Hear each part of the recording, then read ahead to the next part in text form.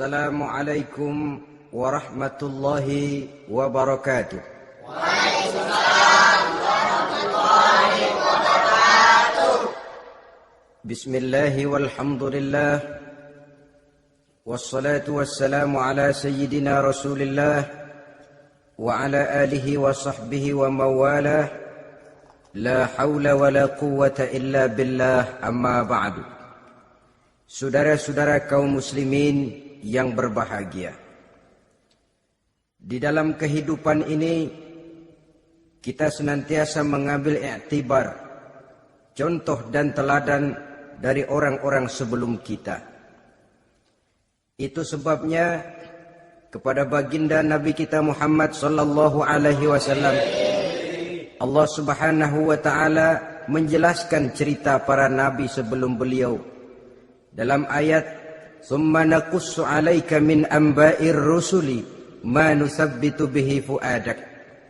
Demikianlah kami ceritakan kepadamu wahai Muhammad sebagian dari kisah para rasul-rasul sebelum kamu yang dengan itu akan memperkuat hatimu, meneguhkan keyakinanmu dan memantapkan pendirianmu. Inilah manfaatnya belajar dari sejarah. Jadi jangankan kita, baginda Nabi sendiri pun oleh Allah Subhanahu wa taala diceritakan sejarah para nabi sebelum beliau yang dimusuhi oleh umatnya, yang dicaci maki oleh kaumnya, yang terusir dari kampung halamannya, bahkan sampai ada yang terbunuh oleh umatnya.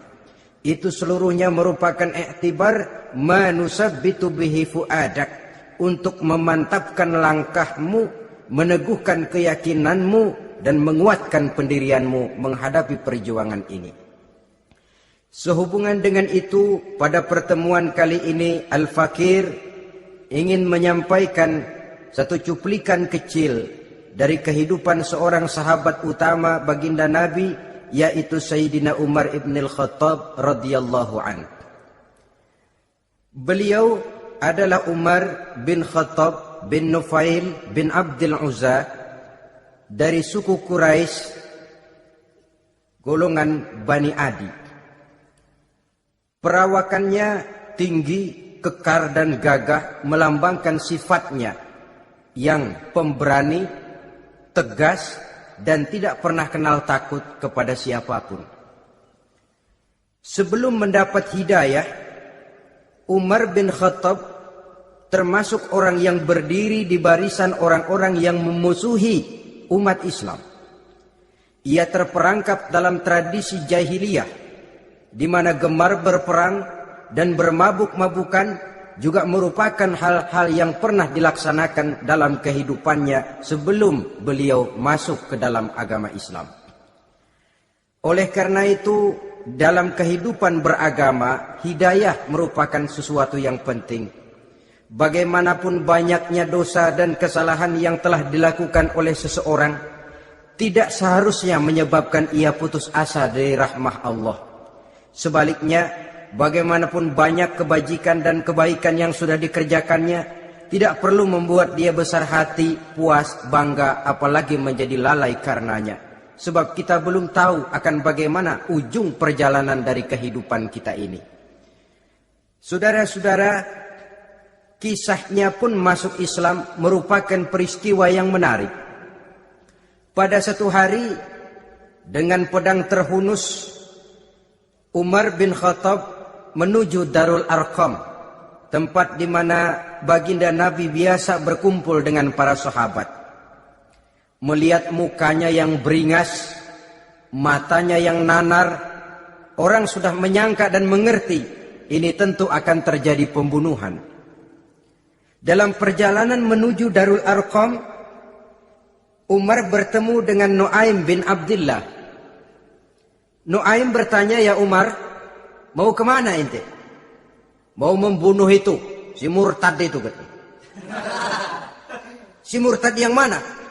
"Yang mana lagi?" "Itu yang memecah belah kita, yang menghina berhala-berhala kita, yang menjelek-jelekkan nenek moyang dan keturunan kita. Siapa lagi kalau bukan Muhammad?"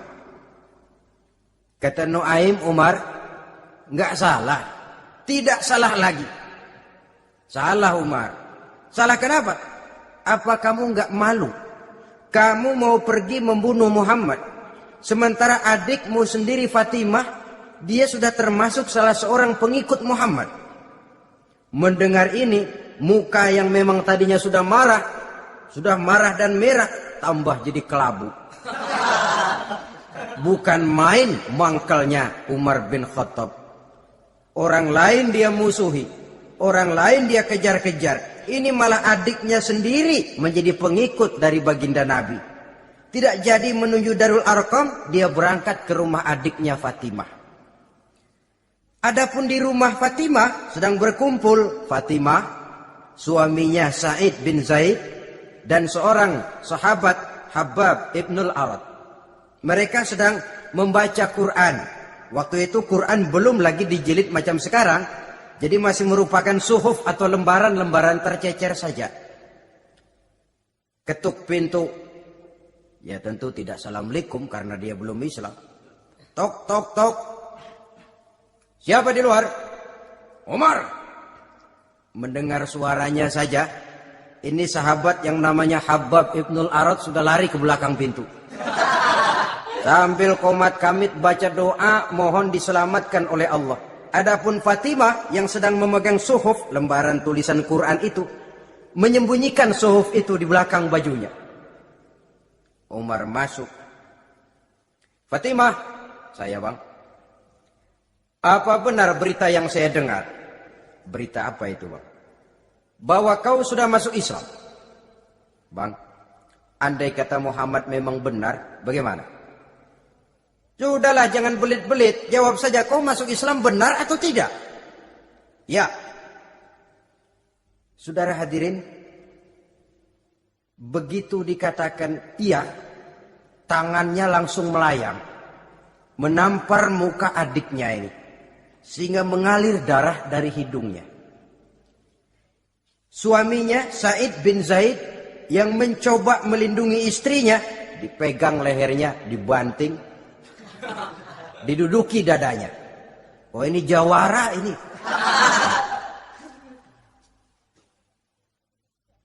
Namun pada saat sedemikian, suara kebenaran terpantul dari mulut Fatimah, adik dari Umar bin Khattab ini. Umar, apakah engkau memukul orang yang bersaksi bahwa tidak ada Tuhan melainkan Allah dan Muhammad Rasulullah? Apakah engkau menganiaya seseorang yang terpanggil untuk mengikuti kebenaran? Manusia macam apa engkau Umar? Saudara, memang dia orang keras. Tapi hatinya mudah menerima kebenaran. Sehingga mendengar kalimat adiknya ini tercenung dia sejenak. Melongok, bengong kata anak sekarang. Ini kalau tidak karena keyakinan yang mantap, tidak mungkin orang ini anak adik saya ini bicara macam begini. Umar, mengapa engkau memukul orang yang bersaksi bahwa tidak ada Tuhan melainkan Allah dan Muhammad Rasulullah? Mengapa engkau pukul orang yang mengikuti kebenaran menerima hidayah dari Allah? Begitu yakin dan mantapnya walaupun di tengah satu hal yang sangat menakutkan. Siapa yang tidak takut orang Quraisy berhadapan dengan Umar bin Khattab yang dikenal sebagai singa padang pasir pada waktu itu. Malahan dia termasuk salah seorang jagoan. Di tradisi masyarakat jahiliyah itu ada satu pasar yang namanya pasar Ukaz. Tiap tahun di pasar itu diadakan pesta. Pertama pertandingan syair. Jadi penyair waktu itu jadi kebanggaan. Syair-syair yang menang itu digantung di dinding Ka'bah. Jadi setiap suku akan bangga kalau mempunyai ahli syair yang hebat. Nah, lalu diadakan juga lah perlombaan balap kuda, memanah, termasuk gulat. Lah Umar ini tiap kali pertarungan mesti menang. Belum pernah ada yang berhasil mengalahkan dia. Jawara. Saudara-saudara, mendengar adiknya begitu mantap hatinya.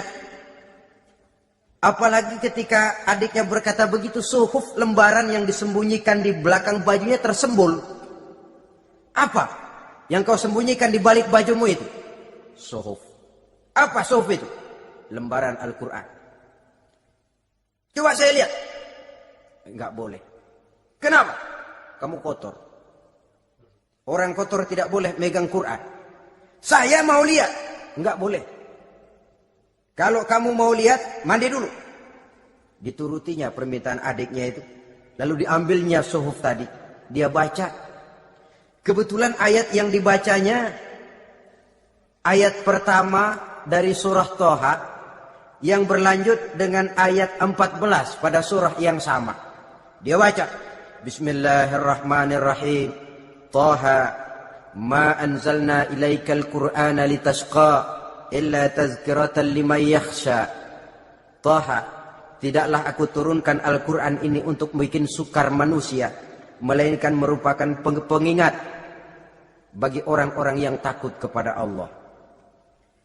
Lalu pada ayat ke-14, Innani anallahu la ilaha illa ana fa'budni.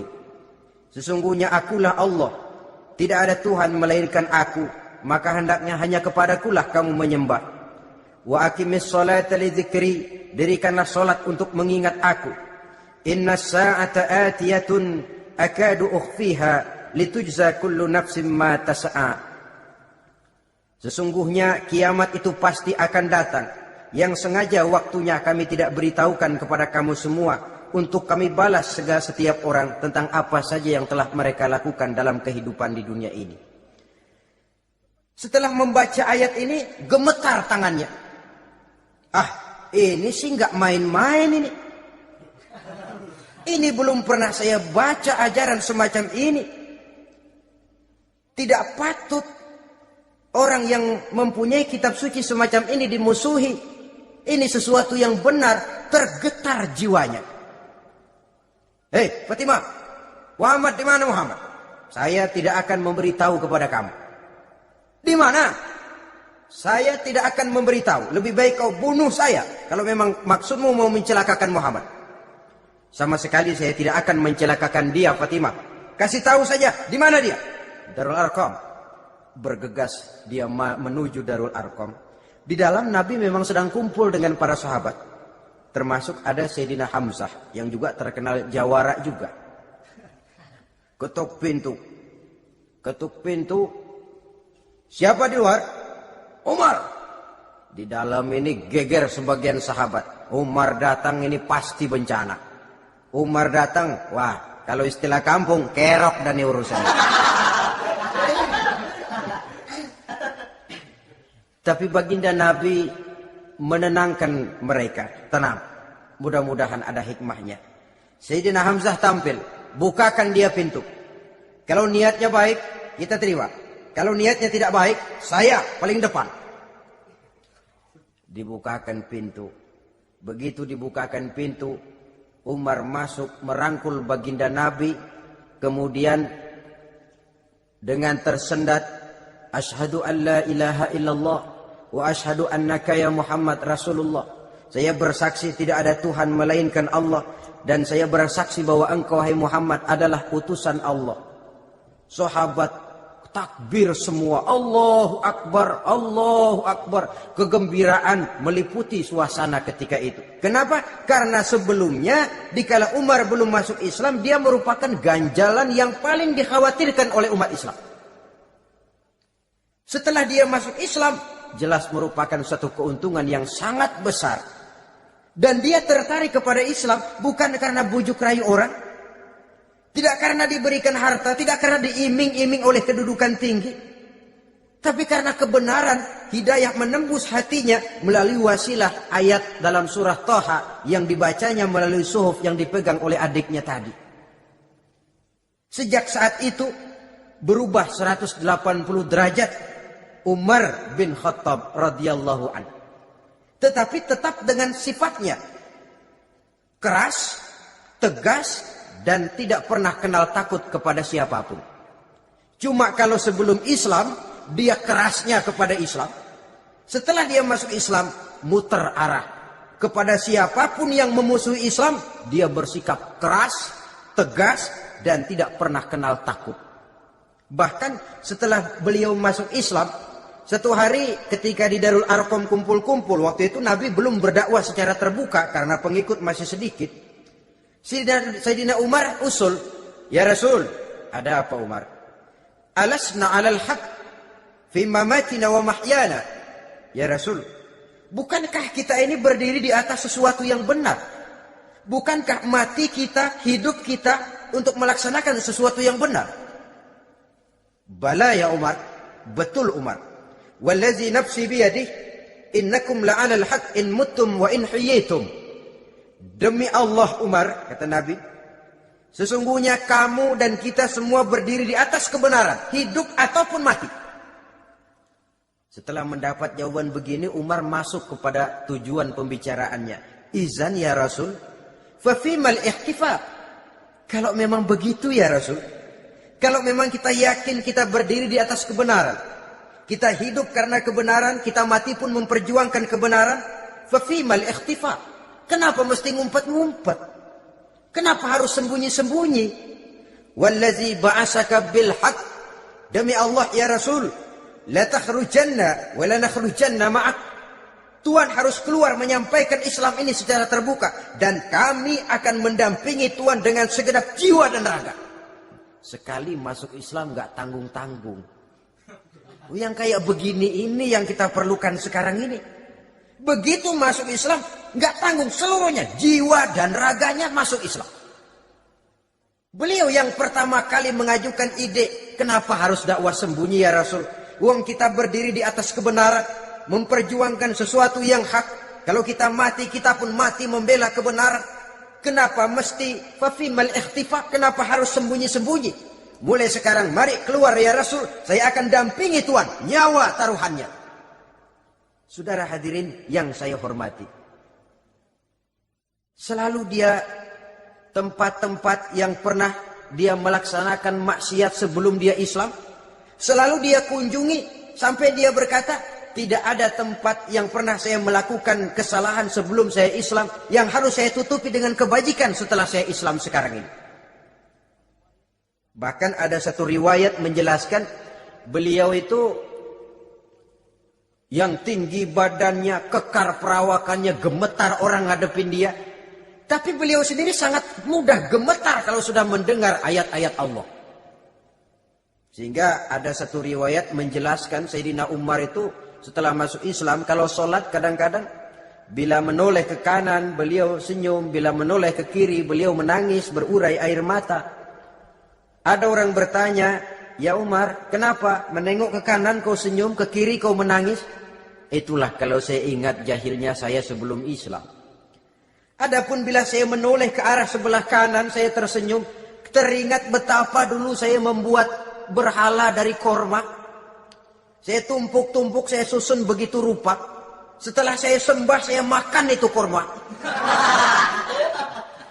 Gagah betul saya waktu itu, sampai Tuhan pun saya makan.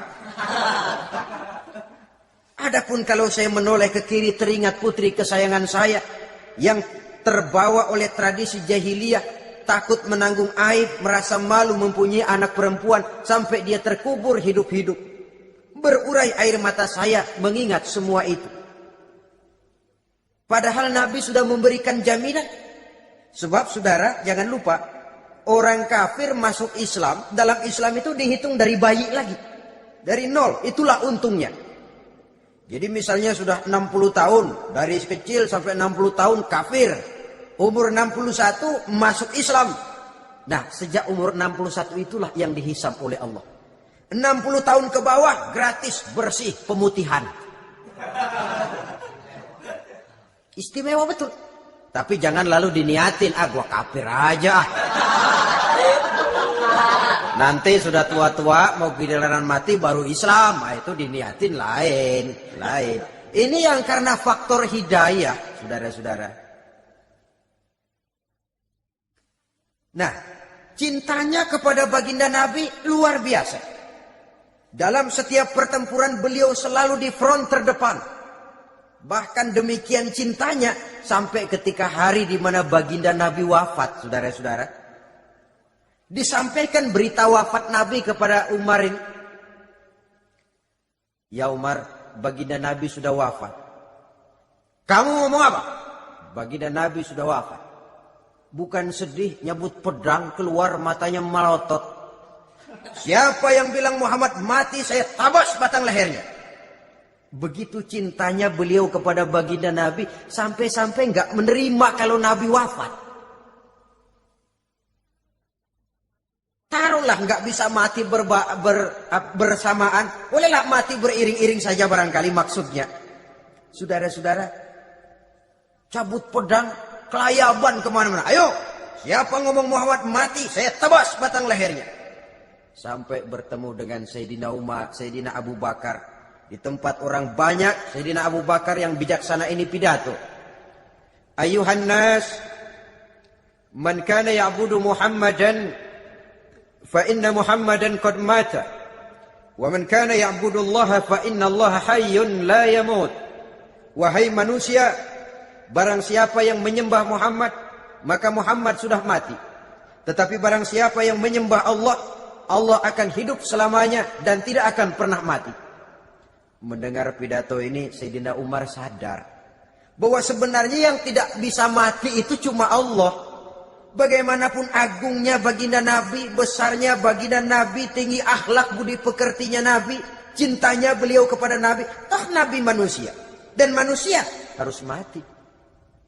Kemudian dibacakan surah Ali Imran ayat 144.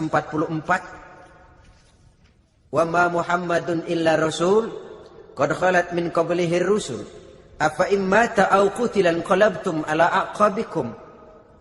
Muhammad tidak lain daripada manusia, telah datang kepadanya rasul, apakah jika ia mati engkau kembali menjadi murtad atau mundur ke belakang? Mendengar ayat ini dibacakan, Sayyidina Umar sadar, berurai air matanya, menangis dalam kesedihannya. Ini cintanya yang demikian tinggi kepada baginda Rasulullah sallallahu alaihi wasallam. Begitulah seluruh kesalahan yang dia lakukan pada saat sebelum dia masuk Islam, berusaha dia tutupi dan dia tebus dengan segala kebaikan, pengabdian, perbuatan soleh setelah dia masuk Islam. Sehingga diajarkan oleh baginda Nabi, ittaqillaha haitsu ma kunta wa atbi'i sayyi'atal hasanata tamhuha wa khaliqin nasa bi khuluqin hasanin. Bertakwalah kamu kepada Allah, kata Nabi, dimanapun saja kamu berada.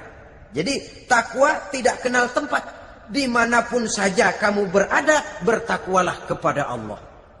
Di rumah takwa, di pasar takwa, di kantor takwa, di tengah orang banyak takwa, pada waktu sendirian takwa. Ittaqillaha haitsu ma kunta.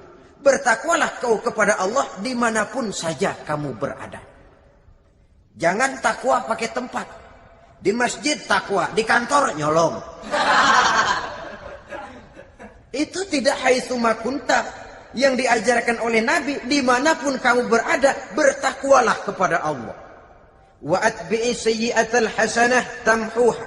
Dan iringi perbuatanmu yang salah dengan kebaikan.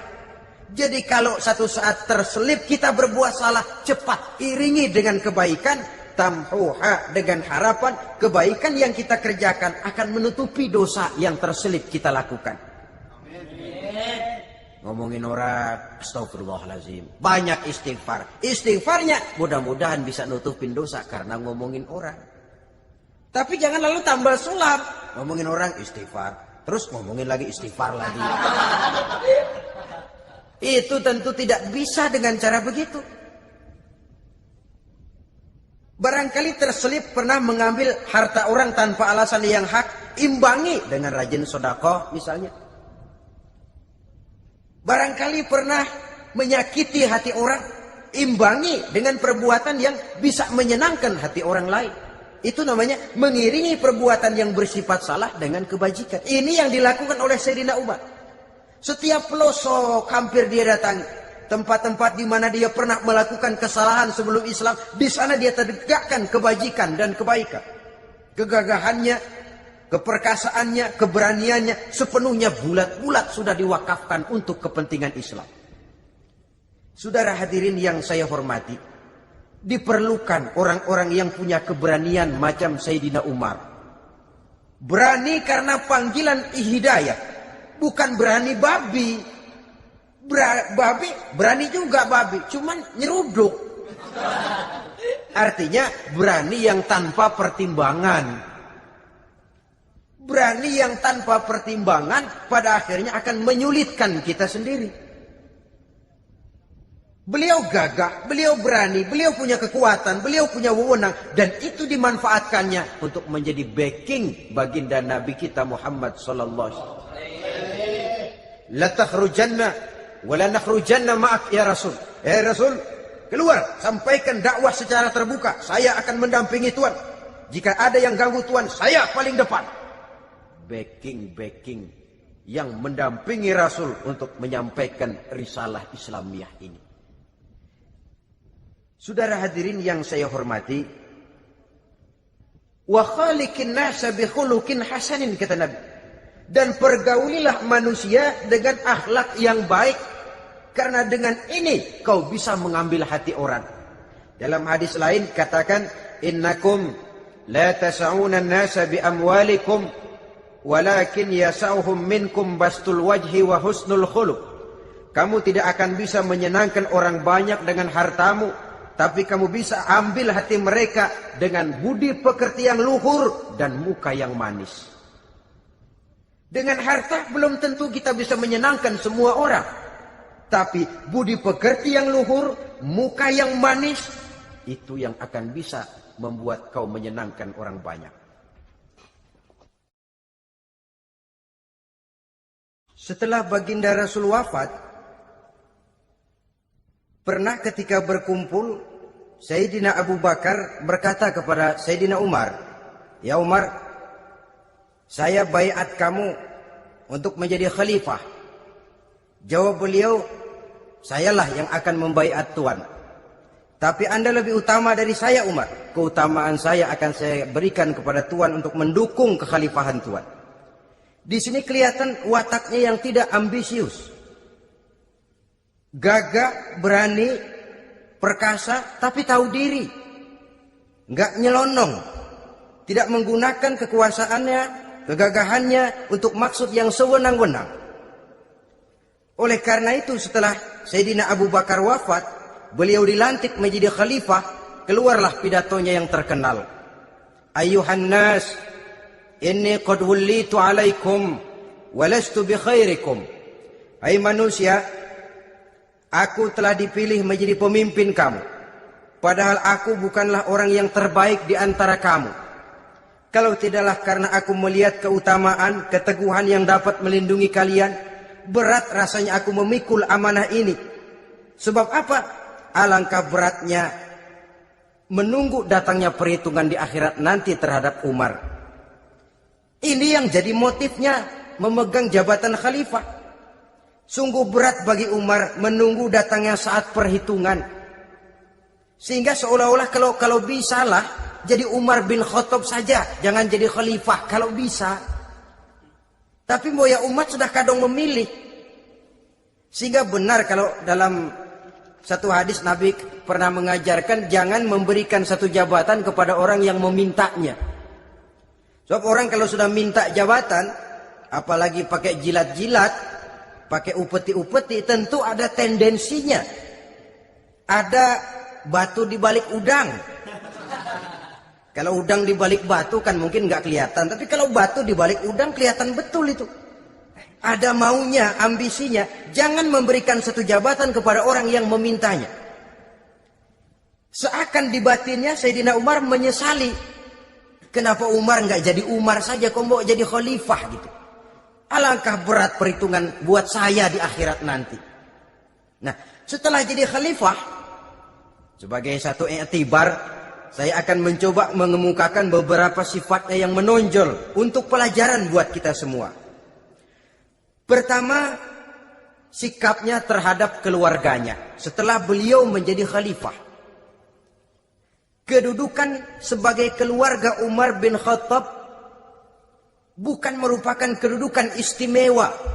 Itu ditanamkan betul kepada keluarganya. Jangan karena bapakmu khalifah, lalu mentang-mentang anak khalifah kau merasa dapat fasilitas, merasa bisa berbuat semau-maumu, kau harus punya tanggung jawab dan beban moral, memberikan contoh yang lebih baik kepada rakyat. Ini yang ditekankan kepada keluarganya. Kalau beliau mau mengeluarkan undang-undang, undang-undang itu lebih dahulu dibicarakan di tengah keluarganya, kumpul anak-anaknya. Ini akan ada undang-undang begini. Siapa di antara kalian mau mentaati, persilahkan. Yang tidak pun persilahkan. Tapi saya ingatkan, kalau ada dari keluarga Umar yang melanggar peraturan yang saya keluarkan ini, saya akan menghukumnya 2 kali lipat karena dia keluarga saya. Menghukumnya 2 kali lipat karena dia keluarga saya. Jadi bukan mentang-mentang anak babe, lalu kebal hukum. Tidak. Siapa yang di antara kalian melanggar peraturan ini, akan aku kenakan hukuman 2 kali lipat karena dia keluargaku. Nah, saudara hadirin yang saya hormati, lalu berwibawa, dijaga betul keluarganya. Suatu hari beliau datang ke rumah putranya Abdullah bin Umar. Ketika masuk dilihatnya Abdullah bin Umar sedang makan daging. Makan daging. Merah muka Umar. Mentang-mentang anak khalifah ya.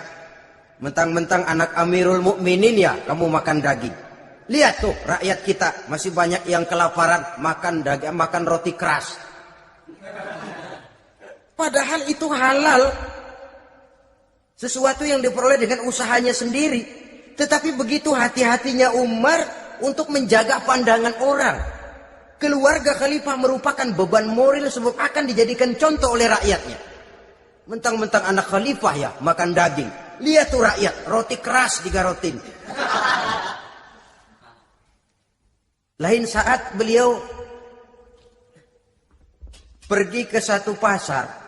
Di situ dilihat ada sapi gemuk-gemuk. Tempat lain sapinya kurus-kurus. Tanya, ini yang gemuk-gemuk sapi siapa? Sapi Abdullah bin Umar. Sapi anaknya. Panggil Abdullah bin Umar, suruh sini. Datang anaknya itu. Abdullah bin Umar, bagaimana ceritanya sampai ini?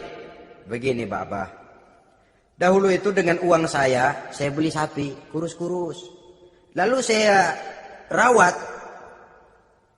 Saya berikan upah orang untuk merawat sapi-sapi itu. Sampai sekarang dia menjadi gemuk. Akan saya jual dan keuntungannya tentu sesuatu yang halal. Subhanallah, kata Umar. Kau ini anak Amirul Mukminin. Jual sapimu. Ambil modalnya, untungnya, masukkan Baitul Mal untuk urus kepentingan orang Islam. Dia nggak mau anaknya terlibat bisnis, ndompleng kekuasaan ayahnya. Karena mentang-mentang anak khalifah lalu segala macam bisnis lancar. Orang takut karena apa? Anak babe. Ada lagi.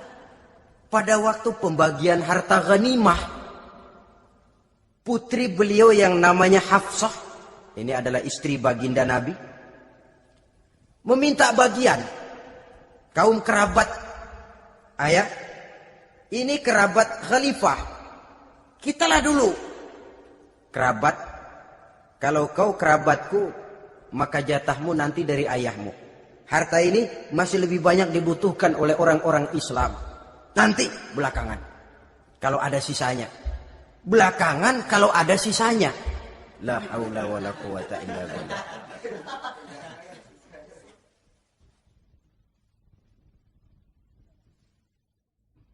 Saudara hadirin, itu terhadap keluarganya.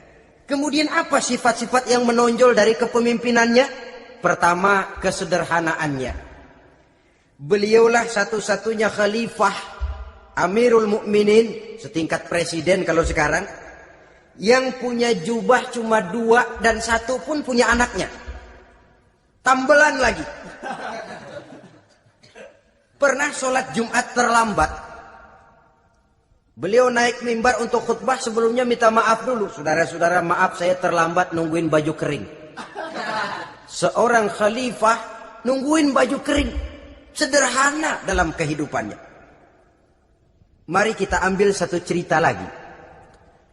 Pada waktu beliau jadi khalifah, yang diangkat jadi gubernur di Mesir adalah Amr bin As. Amr bin As hidupnya lebih mirip kaisar. Istananya besar, pakaiannya bagus-bagus. Nah, yang paling mengganggu pikiran Amr bin As di sebelah istananya ini ada gubuk reot kepunyaan orang Yahudi lagi. Ini nggak pantas bener masa di samping istana gubernur ada gubuk reot. Orang Yahudi lagi yang punya. Ini mesti udah bikin saja rencana, panggil dinas tata kota, bikin planning. Di sini mau dibangun masjid proyek negara. Bikin gambarnya, susun anggarannya, tender. Saudara-saudara, si Yahudi yang punya gubuk reot dipanggil. Yahudi, ada apa, Pak? Kamu tahu nggak? Enggak. Iya, memang belum saya kasih tahu.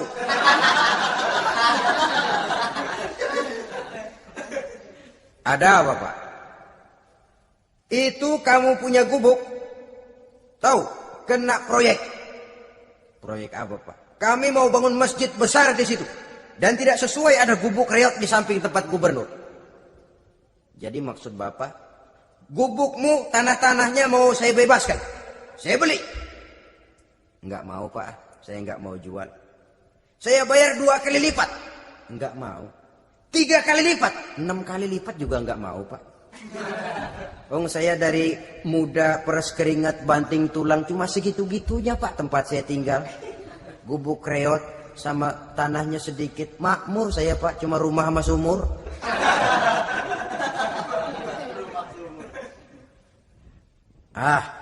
Ini Yahudi kelewatan juga. Akhirnya turun perintah, sudah, kalau dia nggak mau dibebaskan, gusur saja, tarik, ambil bulldozer. Gusur. Yahudi ini berurai air matanya. Aduh, begini jadi rakyat kecil. Udah jatuh ketiban ember lagi.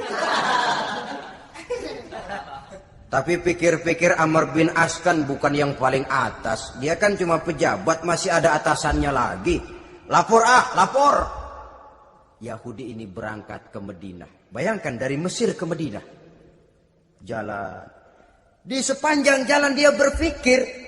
Fikir membanding-banding. Kalau gubernurnya saja istananya begitu mewah, apalagi khalifahnya. Kalau gubernurnya galak main gusur, apalagi khalifahnya. Dan saya bukan orang Islam, apa dia lemin ngadu?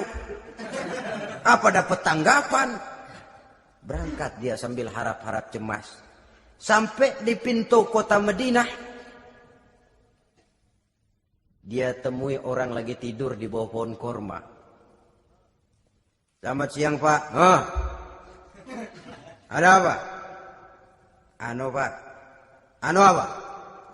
Mau lapor. Lapor apa?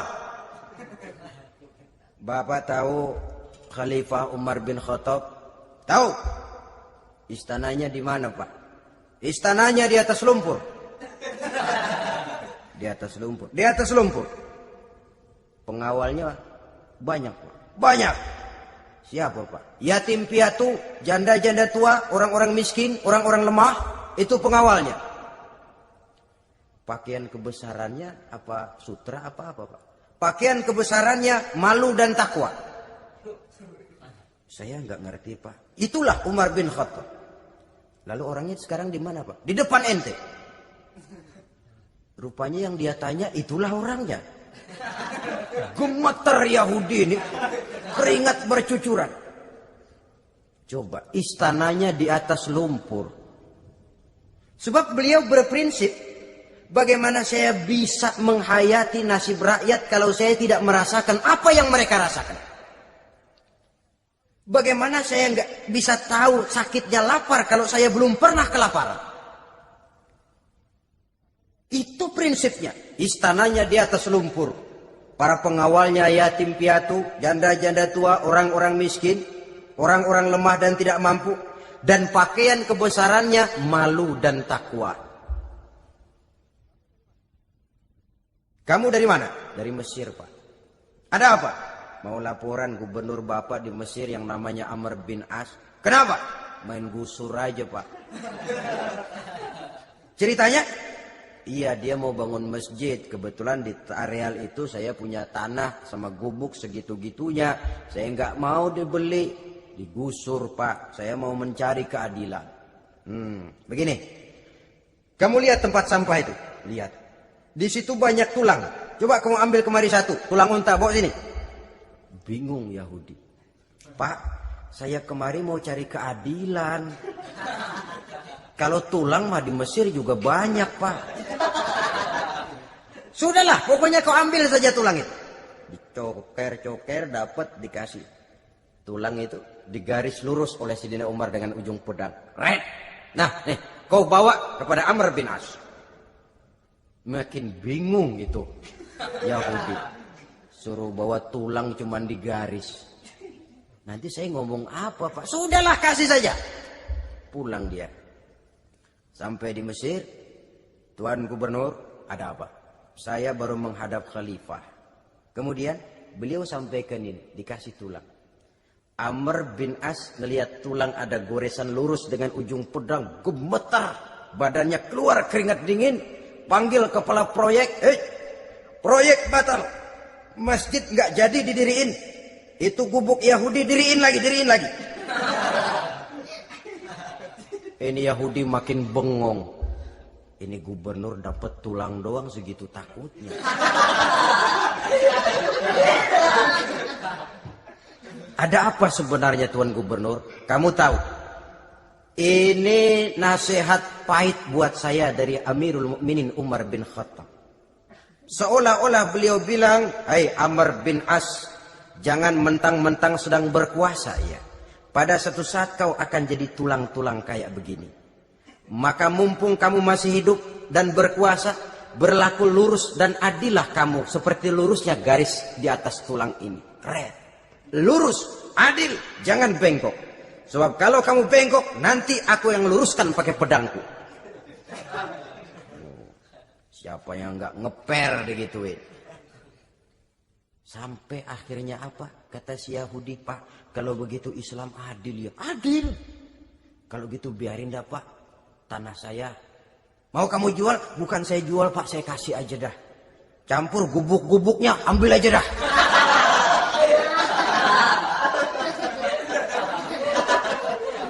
Masuk Islam si Yahudi ini oleh karena keadilan dari Umar bin Khattab. Begitulah kesederhanaan hidupnya. Sampai saudara, yang ironi betul,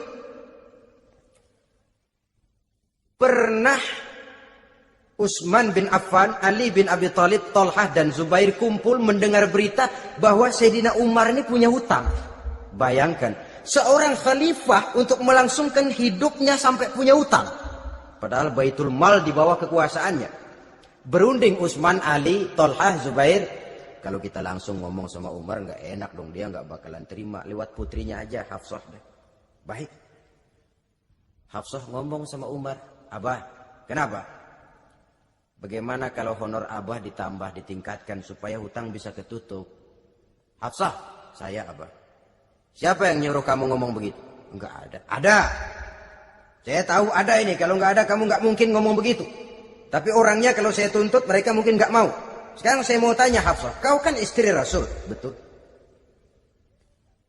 Nah, saya mau tanya, suamimu makanannya apa? Daging? Bukan. Roti. Tempat tidurnya kasur empuk? Bukan. Kain kasar yang kalau musim panas kami bentangkan, kalau musim dingin separuh buat tidur, separuh buat selimut. Pakaian yang dibelikan untukmu berapa banyaknya?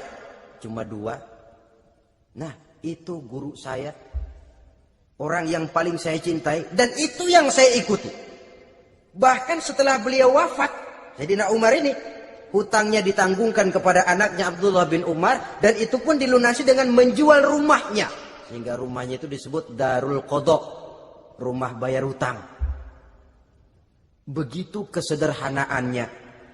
Jadi nggak pakai aji mumpung jadi khalifah lalu kayak ikan gurita, tangan yang mana aja megang. Itu kan mental monyet. Monyet itu kan begitu. Tangan megang kiri kanan, mulut ngawal, kaki megang, temennya dikasih masih ngerampas juga. Monyet rakus betul itu. Itu kesederhanaannya. Kenapa kesederhanaan ini timbul? Karena sikap zuhudnya. Zuhud itu tarkud dunia li ajlil akhirah. Orang yang mengambil dunia hanya yang diperlukan dengan lebih mengutamakan kehidupan akhirat. Watak zuhudnya yang sangat menonjol. Dialah pahlawan yang paling berani di medan perang. Dialah imam yang paling khusyuk di masjid. Dan tidak jarang kalau sholat sendiri, begitu membaca ayat yang menceritakan neraka, nangis berurai air matanya. Saudara hadirin ma'asyiral muslimin rahimakumullah. Jadi kesederhanaan dan kezuhudan ini bukan lewat teori disampaikan oleh Umar, bukan lewat penataran seluruh aparat, tidak, lewat contoh konkret. Inilah saya, contoh sederhana dan zuhud. Bagaimana saya akan bisa merasakan penderitaan rakyat kalau saya sendiri tidak pernah menderita? Bagaimana saya akan tahu sakitnya lapar kalau saya belum pernah kelaparan? Maka tanpa penataran, tanpa upgrading segala macam, berhasil karena prinsip keteladanan. Beliau jadi contoh utama. Dan sumber utamanya tentu tidak lain karena contoh dari baginda Nabi besar Muhammad SAW. Dua, sederhana. Yang kedua, zuhud. Yang ketiga, sifat yang menonjol dari kekhalifahannya adalah adil. Kalau sudah bicara soal hukum, dia tidak pernah kenal kompromi. Adalah seorang pemuka Nasrani masuk Islam. Namanya Jabalah bin Aiham. Ketika dia bikin haji, kain ihramnya keinjak orang Arab yang hitam. Badui. Jengkel. Dia merasa bekas tokoh. Enak aja nih orang udah jelek nginjak lagi. Ditempeleng orang tadi. Orang ini lapor kepada Umar. Panggil Jabalah bin Aiham. Panggil. Kau ditampar? Betul Khalifah. Tampar dia. Tampar lagi. Dipukul orang itu. Di depan Sayyidina Umar. Jadi tidak karena kau ini bekas kepala suku, kau ini bekas orang terhormat, lalu ada kebijaksanaan yang tidak bijaksana. Kebijaksanaan yang akhirnya jadi tidak bijaksana. Dan itu memang sudah dimulai dengan memblokir keluarganya. Tidak satu keluarganya pun yang boleh mempunyai perasaan bahwa menjadi keluarga khalifah merupakan fasilitas dan keuntungan. Kau jangan makan di atas punggungku. Kau jangan menikmati fasilitas di atas keringatku. Dan tidak ada keinginan mewariskan jabatan khalifah kepada anak-anaknya. Pernah beliau musyawarah. Saya bingung. Kenapa khalifah? Gubernur Kufah ini sulit nyari orang. Diangkat yang lemah, rakyat ngeluh. Diangkat yang keras, rakyat juga ngeluh. Ada calon khalifah. Kalau ini mah nggak salah lagi nih buat gubernur Kufah. Siapa? Abdullah bin Umar. Anak beliau sendiri. Melotot matanya. Jangan macam-macam kau. Cukup satu orang Umar memegang jabatan ini. Kalau berhasil, kami keluarga Umar sudah merasakannya. Kalau gagal, cukup kegagalan seorang Umar. Tidak berusaha mengorbitkan anaknya. Wah, anak babe diangkat jadi ano. Tidak, malah diblokir. Cari yang lain. Tapi Abdullah bin Umar cukup syarat ya khalifah. Dia orang bertakwa dan soleh. Yang takwa dan soleh bukan cuma anak Umar. Anak orang lain juga banyak yang takwa dan soleh. Itu prinsipnya. Sehingga ketegasannya ini membuat orang jadi sungkan. Dan tidak seorang pun berani kirim-kirim upeti hadiah. Pernah itu ada pejabat dari Azerbaijan kirim makanan. Kue, mending apa? Kue. Gitu dicicipi enak. Enak juga ya kue ini. Enak khalifah. Ini di sana apa makanan rakyat biasa? Bukan. Ini makanan orang-orang VIP. Nah, dibungkus lagi itu kue. Dibungkus. Ontamu mana? Di luar. Ambil, bawa pulang, serahkan lagi kepada gubernur di sana. Kasih tahu salam dari Umar bin Khattab. Kenyangkan dulu rakyat dengan makanan seperti ini. Kita belakangan. Jadi kalau rakyat lapar, saya orang pertama yang akan merasakan kelaparan. Tapi kalau rakyat makmur, biarlah saya menjadi orang terakhir yang kenyang. Kan bagus prinsip itu. Jikalau rakyat kelaparan, saya akan jadi orang pertama yang merasakan lapar. Tapi kalau rakyat makmur, biar saya jadi orang terakhir yang kenyang. Jangan dibalik. Pada saat rakyat kelaparan, dia kekenyangan. Dan selanjutnya, sikap keadilannya ini, saudara-saudara, menyebabkan hukum lalu jadi berwibawa. Pernah beliau jalan-jalan di lorong kota Madinah. di tempat yang namanya Harah bersama Aslam. Ada ibu-ibu, anaknya nangis, lapar mah, sabar dikit lagi matang katanya. Emang tuh ibu lagi ngerebus, bunyi air ngegulak, luguk. Umar lihati dari jauh, belum juga matang. Nih anak dari nangis lapar sampai capek nangis sampai tidur. Anak tidur, Umar samperin, Bu, emang masak apa sih kok nggak bisa matang?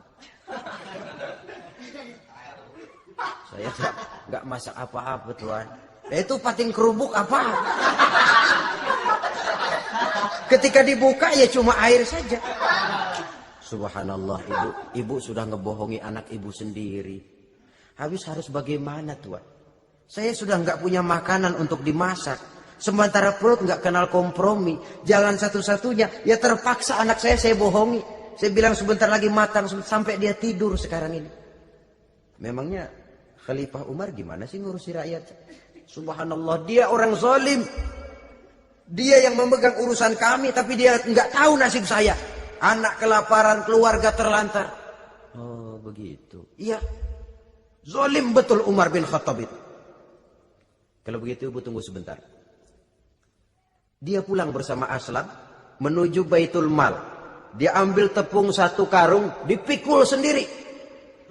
Dipikul sendiri, kata Aslam, ya Khalifah biar saya yang bawa. Jangan. Kenapa Khalifah? Apa kau kira kau sanggup mikul dosa saya di akhirat nanti? Biar saya yang mikul sendiri. Dia bawa ke tempat tuh ibu-ibu. Dia masakin sendiri. Nah Bu, sudah matang, persilakan masak. Makan. Alhamdulillah Tuan. Mudah-mudahan Allah memberkahi Tuan. Tuan lebih baik dari Umar bin Khattab yang zalim itu. Memang sebenarnya Tuan siapa, kata tuh ibu? Saya, iya. Saya ya Umar bin Khattab yang ibu bilang zalim itu. Gemetar si ibu. Gemetar si ibu. Tapi memang peka dan menghargai kritik orang. Tidak membungkam setiap orang yang nadanya sumbang atau berbeda.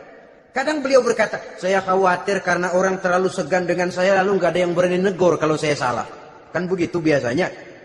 Karena sudah terlalu segan lalu semuanya orang mau diaminin saja. Asal dibilang nggak benar marah, jengkel. Lalu disingkirin, maunya diiyain, inge kulo nuwun. Oke bos. Beliau bilang saya khawatir kalau tidak ada orang yang mau menegur kesalahan saya jika saya terlanjur nanti. Tahu muncul orang. Demi Allah, saya akan menegur Tuan dengan pedang saya ini. Cerah mukanya, senyum bibirnya. Alhamdulillah, anak muda, saya memerlukan orang macam kau. Yang berani berkata ya terhadap yang benar dan tidak terhadap yang tidak benar, apa dan bagaimanapun resikonya. Di sini kelihatan sikap beliau menghadapi orang yang berbeda pendapat. Keadilan, keberanian dan ketegasan, cepat menerima kebenaran, merupakan serentetan dari sifat-sifat utama beliau sejak masuk Islam sampai menjadi khalifah yang kedua.